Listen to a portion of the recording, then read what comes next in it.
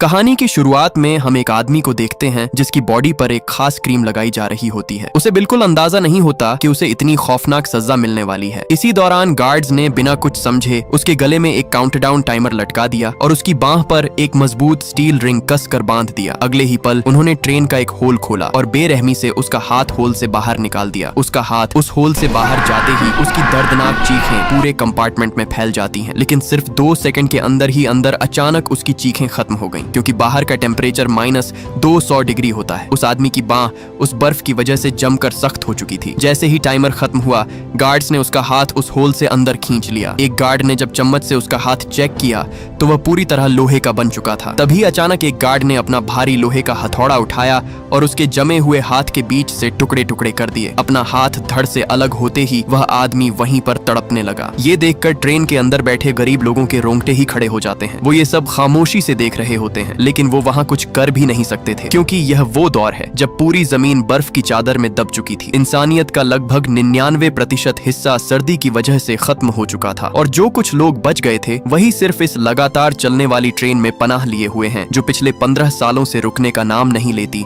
और इस जमी हुई दुनिया में गोल गोल घूम रही होती है। और अगर यह ट्रेन गलती से भी रुक गई तो इसका इंजन बर्फ की वजह से जम जाएगा और ट्रेन के अंदर बसे पूरे के पूरे लोग मारे जाएंगे। दरअसल इस ट्रेन के अंदर पूरी दुनिया बसी हुई थी। हर सेल एक अलग क्लास का था। सबसे पीछे टेल सेक्शन होता है, जहाँ पूरे 1000 गरीब और बदकिस्मत लोग थे। इन सब की जिंदगी किसी जेल से कम न थी। यहाँ न साफ सफाई होती और न ठीक से खाना। इन बेचारे लोगों को जिंदा रहने के लिए बस एक काले रंग की प्रोटीन बार दी जाती थी, जिसे खाकर वो अपना दिन गुजारते थे। उससे अगले वाले सेल में सब मिडिल क्लास लोग थे। लेकिन यहाँ के लोगों की जिंदगी गरीब लोगों से कहीं हद तक बेहतर थी, क्योंकि इन्हें यहाँ खाने के लिए साफ खाना मिलता था और पीने के लिए साफ पानी। इसके बाद आता है फर्स्ट क्लास सेल, जहाँ अमीर और VIP लोग रहते हैं। क्योंकि इन लोगों ने काफी तगड़ी रकम देकर टिकट खरीदा था, इसलिए इस सेल के सब लोगों को लग्जरी रहन सहन और VIP खाना दिया जाता और इन सब लोगों का ट्रेन के सिस्टम पर पूरा का पूरा कंट्रोल था। ये जो चाहें वो कर सकते थे। तभी सुबह हुई और 2 गार्ड सेल के अंदर पहुंच गए। उन्हें वायलिन बजाने के लिए एक माहिर आदमी चाहिए था। ये सुनते ही एक बूढ़ा आदमी आगे बढ़ा। उसने कहा कि वह और उसकी बीवी दोनों वायलिन बजाना जानते हैं, लेकिन गार्ड्स को सिर्फ एक ही बंदा चाहिए था। लेकिन वो बूढ़ा आदमी अपनी बीवी के साथ ही जाना चाहता था, इसलिए उसने अपनी पत्नी को छोड़कर जाने से सीधा मना कर दिया। ये सुनते ही एक गार्ड ने उसकी बीवी पर हमला करके उसका हाथ तोड़ दिया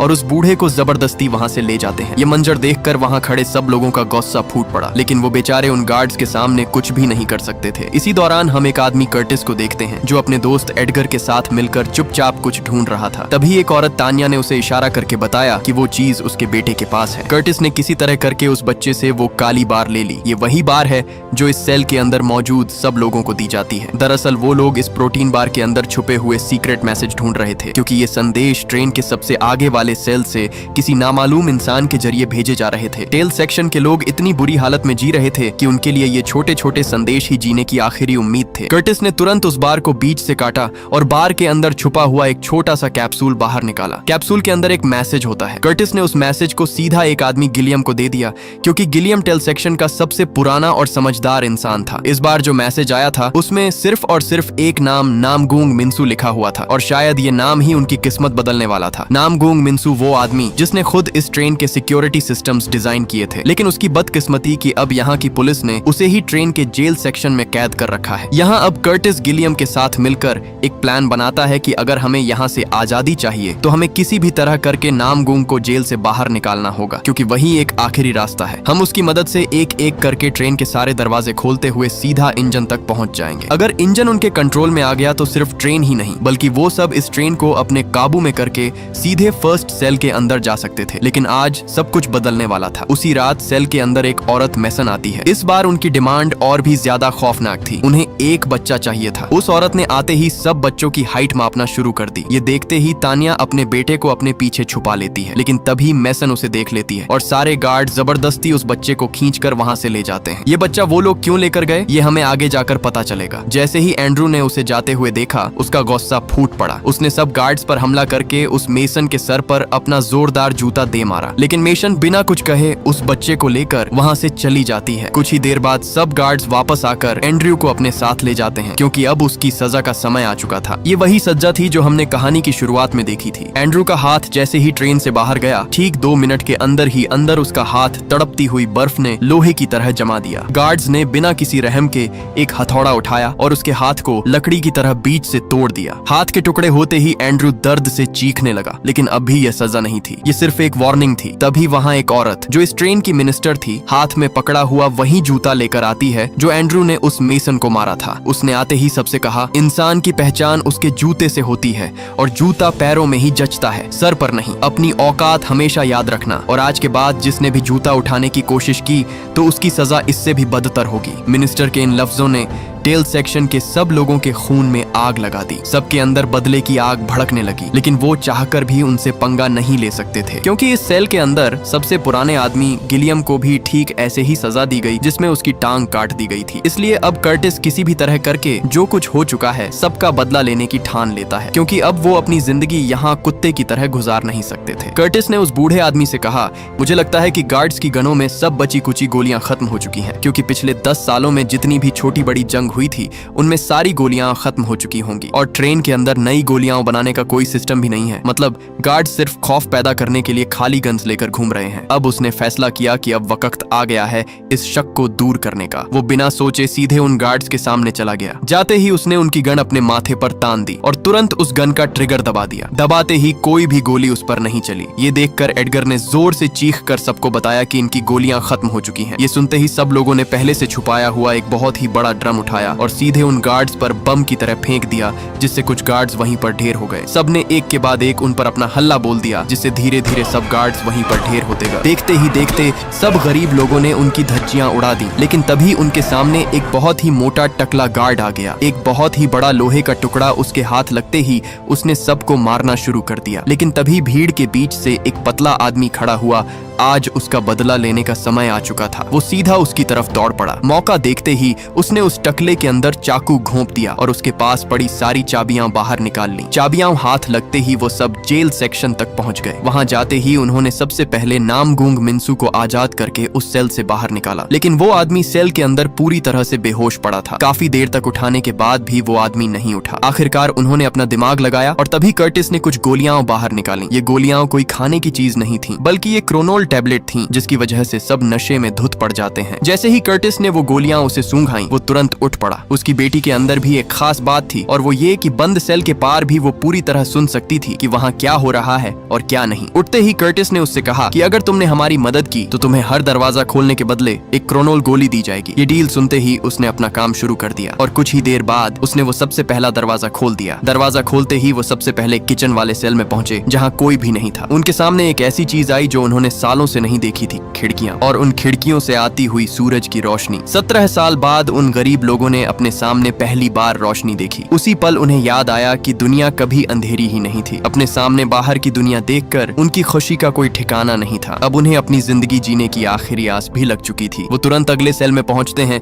जहां उनके सामने एक आदमी था जो टेल सेक्शन के सभी लोगों के लिए वो काले रंग की प्रोटीन बार बनाता था। जैसे ही कर्टिस ने झांक कर प्रोटीन बार को बनते देखा तो उसकी रूह कांप उठी, क्योंकि वो प्रोटीन बार सब जले सरे कॉकरोचेस को पीस कर बनाई जा रही थी। अपने सामने ये मंजर देखकर उसके रोंगटे खड़े हो गए, क्योंकि जो वो इतने सालों से खा रहे थे वो गंदे कॉकरोच का पिसा हुआ कीमा खा रहे थे। ये देखते ही कर्टिस उस आदमी को पकड़कर पीटने ही वाला था, लेकिन तभी उसने दिखाया कि उसे भी खाने में यही प्रोटीन बार दी जा रही है, क्योंकि यहाँ की मिनिस्टर ने उसे धमकी दी थी कि अगर उसने ये प्रोटीन बार नहीं बनाई तो उसे जिंदा मार दिया जाएगा। इसलिए कर्टिस मजबूरन उसे छोड़ देता है और ये बात किसी को नहीं बताता। वो जानता था अगर ये सच सबको पता चल गया तो लोग लड़ने से पहले ही हार मान जाएंगे, इसलिए वो इस राज को अपने अंदर दबा लेता है। कई सालों बाद उनके सामने ढेर सारी प्रोटीन बार थी, जिसे देखते ही वो अंधे की तरह टूट पड़े। इसी दौरान कर्टिस को एक और मैसेज मिला। जैसे ही उसने उसे खोला, उस पर वाटर लिखा हुआ था। ये एक सिंपल लफ्ज था, लेकिन शायद इसके पीछे भी कोई बड़ा राज छुपा हुआ था। कर्टिस ने जैसे ही वो संदेश उस बूढ़े आदमी को दिया,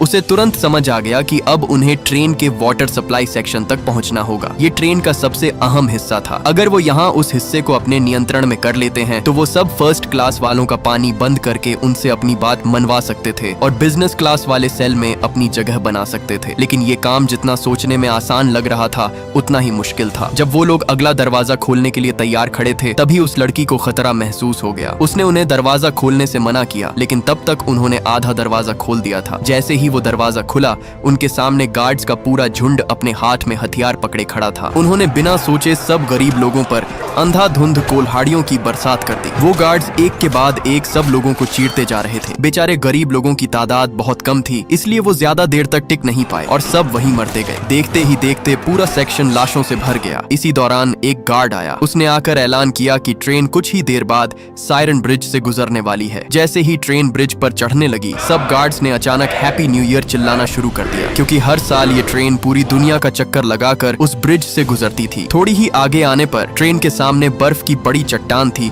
जिससे ट्रेन टकराने वाली थी। ट्रेन तेजी से उसकी तरफ बढ़ने लगी और कुछ ही देर बाद ट्रेन उस चट्टान के पास पहुंच गई। पहुंचते ही वो ट्रेन उस चट्टान को चीरते हुए ब्रिज से आगे निकल जाती है। उस झटके की वजह से पूरा कंपार्टमेंट हिल जाता है। इसी दौरान वो लड़की जब खिड़की के पास जाकर नीचे झांकती है, तब नीचे बर्फ उसे पिघलती हुई साफ दिखाई दे रही थी। मतलब बाहर की दुनिया शायद वापस जिंदा हो रही थी। ये देखकर उसके अंदर एक छोटी सी उम्मीद जाग उठी। लेकिन तभी वो मिनिस्टर वहाँ आ जाती है। उसने आते ही सबसे कहा कि तुम लोगों को डूब कर मर जाना चाहिए। विलफोर्ड की ही वजह से तुम लोग अभी तक जिंदा हो। अगर वो न होते तो तुम लोग आज कुत्ते की मौत मर चुके होते। दरअसल विलफोर्ड वो शख्स है जिसने ट्रेन को इंसानियत का आखिरी ठिकाना बनाया, मगर बदले में उसने पूरी ट्रेन को एक नर्क में बदल दिया। उसने ट्रेन वाले टेल सेक्शन के लोगों की हालत कुत्ते से भी बदतर कर दी थी। उस मिनिस्टर ने उनसे आखिरी बार कहा कि अब सजा के तौर पर 17% लोगों को खत्म करने वाले हैं। उसने कहा कि अब आगे एक बहुत ही बड़ी अंधेरी टनल आने वाली है जिससे ट्रेन गुजरेगी। ये सुनते ही सब गार्ड्स ने नाइट विजन पहन लिए। तभी कर्टिस ने सबको नीचे झुकने को कहा। जैसे ही ट्रेन टनल में घुसी, सब गार्ड्स ने सब गरीबों को मारना शुरू कर दिया। सब बेचारे गरीब लोग उनका शिकार बनते जा रहे थे। एक के बाद एक सब वहीं पर ढेर होते गए। इसी दौरान कर्टिस ने सबको जोर से आवाज दी, चैन, हमें आपकी जरूरत है। चैन, माचिस लेके आओ। चैन। ये सुनकर सब वहाँ मशालें लेकर उनकी तरफ बढ़ने लगे। जैसे ही सब वहाँ पहुँचे, पूरा सेक्शन रोशनी से जल उठा। इसी का फायदा उठाकर सब गरीबों ने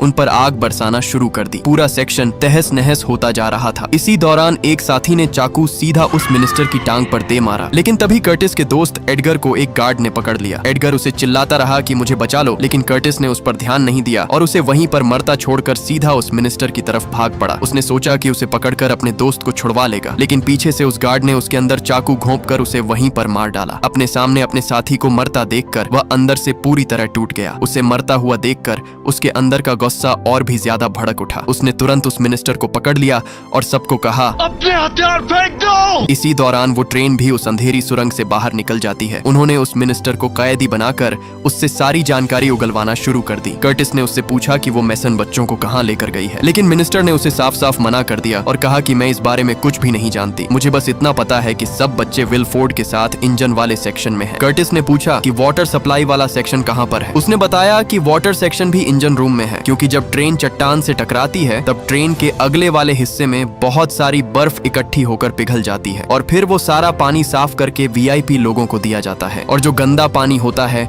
वो गरीब मतलब तुम लोगों को दिया जाता है। ये सुनते ही वही आदमी भाग कर आता है जिसका बाजू इस औरत ने कटवाया था। वो पूरी तरह गुस्से से जल रहा था। वो उसे मारने ही वाला था। तभी उस औरत ने बताया कि तुम लोग मेरे बगैर इंजन रूम तक नहीं पहुंच सकते, क्योंकि इंजन रूम सिर्फ मैं ही जानती हूँ। अगर मैं मारी गई तो तुम लोग हमेशा के लिए यहाँ फंसकर मर जाओगे। इसलिए वो सब उसे अपने साथ लेकर आगे के सेक्शन में पहुंच गए, जहाँ आते ही सब कुछ बदल जाता है। ये कोई ट्रेन का हिस्सा नहीं लग रहा होता, बल्कि एक अलग ही दुनिया थी। यहाँ हर तरफ हरियाली थी, छोटे छोटे बाग जहाँ ताजा फल और सब्जियां उगी हुई थी। ये देखते ही गरीब लोग बेचारे हैरान रह जाते हैं। जैसे ही वो अगले सेक्शन में घुसे तो उनकी रूह कांप उठी, क्योंकि उनके सामने एक बहुत ही बड़ा सा एक्वेरियम था जिसमें मछलियां इधर उधर तैर रही होती हैं। यही नहीं, आगे जाते ही उनके सामने एक बड़ा रेस्टोरेंट था। उन्हें खाने के लिए खाना दिया गया और आखिरकार आज 17 सालों में पहली बार गरीब लोगों ने प्रोटीन बार्स की जगह सुशी खाई। खाना मिलते ही वो उस पर अंधे की तरह टूट पड़े। जैसे ही वो मिनिस्टर खाना खाने वाली थी, अचानक कर्टिस ने उसके मुंह पर चम्मच दे मारी, क्योंकि उसे उनके साथ हुआ जुल्म याद था। तभी उसने वही काले रंग की प्रोटीन बार निकाली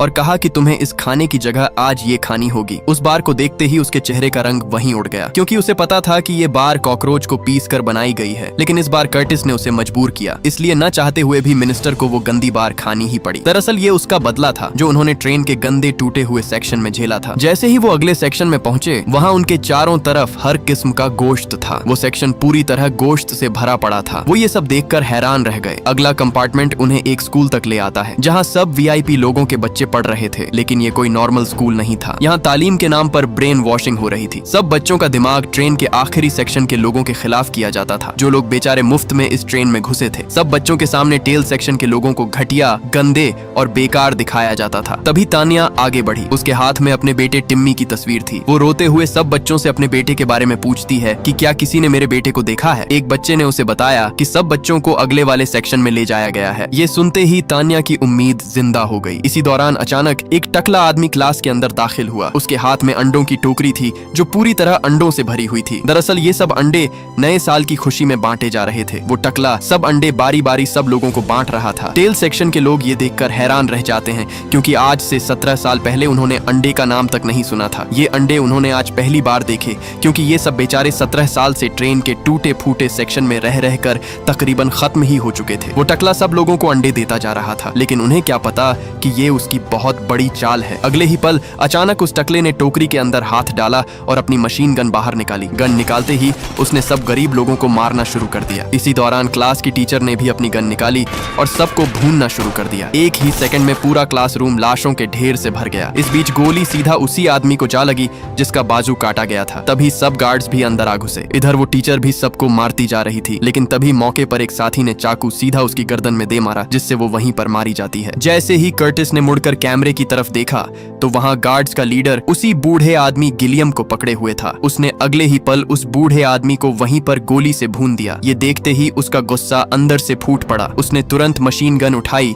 और बिना सोचे उस मिनिस्टर का काम वहीं पर तमाम कर दिया। अब वहां सिर्फ 3 लोग, कर्टिस, नामगूंग और योना ही बचे थे, और अब वो सीधे आगे इंजन रूम की तरफ बढ़ते हैं। वो आगे आगे सीधे अगले सेक्शन में घुसते जा रहे थे, जहां उनके सामने अस्पताल, दर्जी, ब्यूटी पार्लर सब कुछ भरा पड़ा था। जैसे ये ट्रेन नहीं बल्कि एक चलता फिरता लग्जरी शहर हो। एक कंपार्टमेंट में सब अमीर लोग पार्टी में धुत पड़े थे। कर्टिस अपने साथियों के साथ आगे बढ़ ही रहा था, तभी ट्रेन की दूसरी तरफ से गार्ड्स का लीडर उन पर अंधाधुंध फायर करने लगा। आगे से कर्टिस ने भी फायर किया, लेकिन उसका फायर बेकार था, क्योंकि उसकी गन छोटी होने की वजह से वो गोलियां ज्यादा दूर तक नहीं जा पा रही थीं। जैसे ही वो आगे बढ़े, सामने से वही गार्ड्स आकर उन पर अंधाधुंध फायर कर डालते हैं। इस अफरा तफरी के बीच गार्ड लीडर ने कर्टिस को काबू कर लिया और मौका देखते ही उसे चाकू घोंपने ही वाला था। अचानक एडगर ने अपना हाथ आगे कर लिया, जिससे उसकी जान बच गई, लेकिन किसी तरह करके उस गार्ड ने उसे पकड़ लिया और चाकू सीधा उसके अंदर घोंप दिया, और आखिरकार कर्टिस का करीबी दोस्त अपनी जान की बाजी हार ही गया। इसी दौरान जब कर्टिस ने उठकर उस औरत तानिया को देखा, तब वो अपनी जिंदगी की आखिरी सांसें ले रही थी, क्योंकि उसे भी गोली लग चुकी थी। उसने कर्टिस से कहा कि चाहे कुछ भी हो जाए,